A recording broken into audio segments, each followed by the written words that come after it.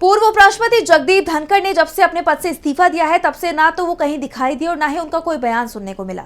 यहाँ तक कि जिस सेहत का हवाला देते हुए उन्होंने अपना पद छोड़ा था उसे लेकर भी कोई जानकारी सामने नहीं आई।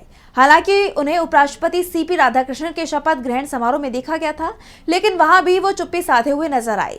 वहीं अब उन्होंने राधाकृष्णन से मुलाकात की है, जिसके कई सियासी मायने निकाले जा रहे हैं, तो साथ ही सवाल भी उठ रहे हैं। तो क्या है पूरी खबर, देखिए इस रिपोर्ट में। पूर्व उपराष्ट्रपति जगदीप धनखड़ ने जब से अपने पद से इस्तीफा दिया है तब से वो चुप्पी साधे हुए हैं। धनखड़ से जुड़ी खबरें तो कई आई, लेकिन खुद धनखड़ ने कभी सामने आकर सार्वजनिक रूप से कुछ नहीं कहा, जिसे लेकर कई सवाल खड़े हुए। वहीं इस बीच पूर्व उपराष्ट्रपति जगदीप धनखड़ और मौजूदा उपराष्ट्रपति सीपी राधाकृष्णन की मुलाकात की खबर सामने आई है।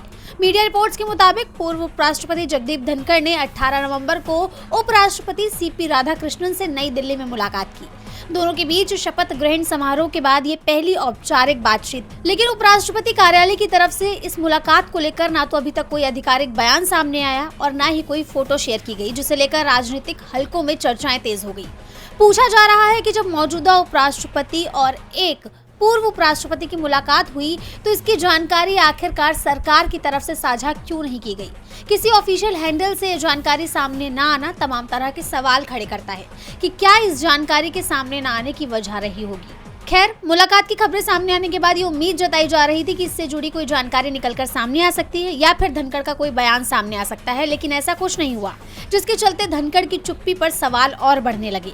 हालांकि इन सबके बीच ये जानकारी भी सामने आई है कि 21 नवंबर को मध्य प्रदेश की राजधानी भोपाल में एक पुस्तक विमोचन समारोह में धनखड़ शामिल होने वाले हैं और वो यहाँ पर मुख्य वक्ता के तौर पर शिरकत करेंगे।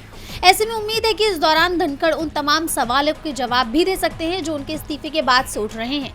जैसा आप जानते हैं कि संसद के मॉनसून सत्र के पहले ही दिन अचानक धनखड़ के इस्तीफे से बड़ा राजनीतिक विवाद खड़ा हो गया था। राजनीतिक गलियारों में ये अटकलें भी थी कि उन्होंने सरकार के साथ टकराव के चलते पद छोड़ा है। कांग्रेस ने भी दावा किया था कि उन्हें पद छोड़ने के लिए मजबूर किया गया है। पार्टी ने कहा था कि देश धनखड़ के इस कदम पर उनके बयान का इंतजार कर रहा है। इस्तीफे के बाद 53 दिन बाद वो सिर्फ सीपी राधाकृष्णन के शपथ ग्रहण समारोह में 12 सितंबर को नजर तो आए, लेकिन वहां भी चुप्पी साधे रहे। वहीं अब दोनों के बीच इस मुलाकात में भी उनकी चुप्पी साधे रहने से विपक्ष के आरोपों को बल मिल रहा है। इन सबके बीच अब देखना होगा कि 21 नवंबर को जिस कार्यक्रम में धनखड़ शामिल होने वाले हैं वहां वो कोई जवाब देते हैं या फिर इन सवालों पर उनकी चुप्पी बरकरार रहती है। डीबी लाइव की रिपोर्ट।